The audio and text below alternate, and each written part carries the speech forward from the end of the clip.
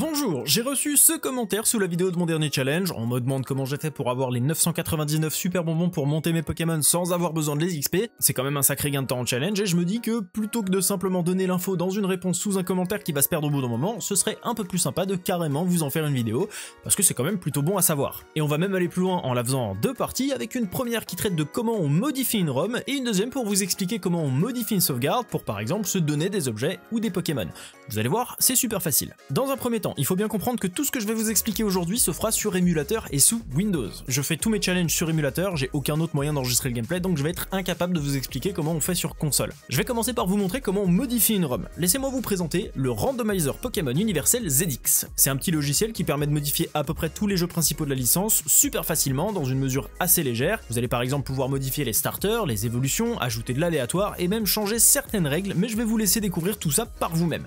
Il tourne sous Java, ça veut dire que vous allez avoir besoin du Java Runtime Environment pour le faire tourner, mais rassurez-vous, il y a de fortes chances que vous l'ayez déjà installé sur votre PC si par exemple vous avez déjà joué à Minecraft. Pour télécharger Pokérando ZX, il faudra passer par le lien dans la description. Vous pouvez aussi passer par Google, normalement c'est le premier lien GitHub que vous verrez. Vous allez vous retrouver sur une page qui ressemble à ça, vous cliquez sur le point zip, ça vous lance un téléchargement, vous ouvrez le zip et vous décompressez tout ça dans un dossier que vous saurez retrouver. Et là c'est bon, vous avez plus qu'à lancer le randomizer avec le launcher qui correspond à votre système d'exploitation. Normalement, quand on le lance, ça ressemble à ça. Si vous avez juste l'invité de commande qui vous affiche une erreur, c'est très probablement parce qu'il vous manque le Java Runtime Environment. Là, faudra trouver un téléchargement sur Google, mais si vous avez la flemme, lien en description. Petit problème, le logiciel est en anglais. Si vous parlez pas anglais, bon courage, je peux pas grand chose pour vous. Vous allez cliquer sur Open ROM et vous allez charger la ROM que vous souhaitez modifier. De mon côté, je vais utiliser une ROM de Pokémon Crystal, ça préparera la deuxième partie de la vidéo. À partir de là, faites les modifications qui vous intéressent. Personnellement, je vais simplement demander au logiciel de randomiser les starters.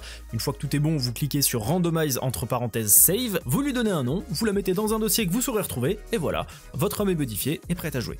Franchement facile. Maintenant, je vais vous expliquer comment on modifie une sauvegarde. Encore une fois, c'est vraiment pas compliqué. Je viens préparer une ROM de Pokémon Crystal avec les starters randomisés pour vous montrer comment on modifie une ROM. À partir de là, admettons qu'aucun des trois starters ne me convienne, ou encore plus simple, que j'ai pas envie de me prendre la tête à XP mes Pokémon. Pour régler le problème, il va falloir que je modifie les données de ma sauvegarde. Pour le faire, je vais avoir besoin d'un autre logiciel qui s'appelle PKX et dont vous pourrez trouver le lien en tapant PKX sur Google ou, encore une fois, dans la description. Cette fois-ci, c'est directement un .exe que vous devez extraire et il fonctionne de lui-même, donc vous avez juste besoin du .exe. Quand vous le lancez, en temps normal, ça ressemble à ça. Déjà, c'est en français, ce sera plus simple. Pour pouvoir l'utiliser, vous allez avoir besoin d'un fichier de sauvegarde. C'est différent d'une ROM. La ROM, c'est le jeu. Le fichier de sauvegarde, c'est toutes les données variables qui dépendent de vos choix dans le jeu ou de facteurs aléatoires. Ce qu'on va modifier, ce sont ces données variables. Pour créer ce fichier, rien de plus simple, vous devez sauvegarder.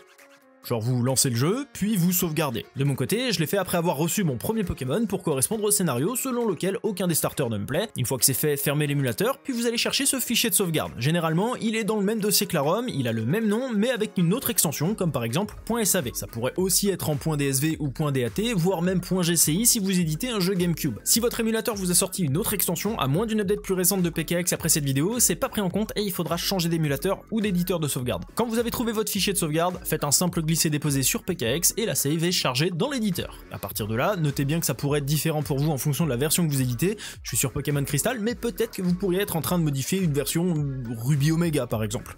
D'une façon générale, l'idée sera la même, mais ça pourrait être un peu différent sur certains trucs. Sur le côté gauche, vous avez toute la partie modification et sur le côté droit, toute la partie sélection. Je m'explique. À droite, vous avez un tableau de 4x5. Ça représente tout simplement vos boîtes PC. Si vous avez quelque chose dans vos boîtes, ça va s'afficher dedans. Si vous voulez ajouter un Pokémon dans une boîte, et vous allez sur la partie de gauche, vous choisissez le Pokémon que vous voulez injecter, vous lui donnez ses capacités, un niveau, un objet, des IV, des EV, tout ce qui vous intéresse, et une fois que c'est fait, clic droit sur un des rectangles à droite, appliquez, et hop, vous avez mis un Pokémon dans une boîte. Vous pouvez faire la même chose avec les Pokémon de l'équipe, les Pokémon de la pension, et tous les objets que vous avez dans votre sac ou que vous n'avez pas. Vous pouvez vous donner des objets. Pour le faire, sur le volet à droite, cliquez sur SAV, puis ensuite cliquez sur le bouton Objet, et ça vous ouvre le sac. Vous avez 5 onglets, l'onglet des CT et CS, celui des objets classiques, celui des objets rares, celui des balls, et celui du PC. Admettons qu'on veuille se donner 500 super bonbons, on va devoir aller dans l'onglet des objets classiques. Comme vous pouvez le voir, j'ai rien dans mon sac, on clique sur aucun, on cherche le super bonbon, on clique dessus et on choisit une quantité. Le maximum d'un même objet pour un seul stack dans Pokémon Crystal est de 99, donc si on en veut 500, on va devoir se donner 5 fois 99 super bonbons, ça fait 495, et une fois 5, ça fait 500.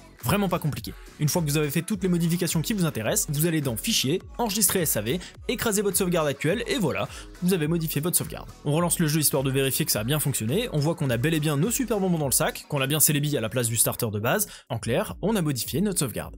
J'espère que ce petit tuto vous aura été utile, pensez à vous abonner ici et à me suivre sur Twitch, n'hésitez pas non plus à aller voir mon dernier challenge, il est vraiment cool. Bon jeu à tous.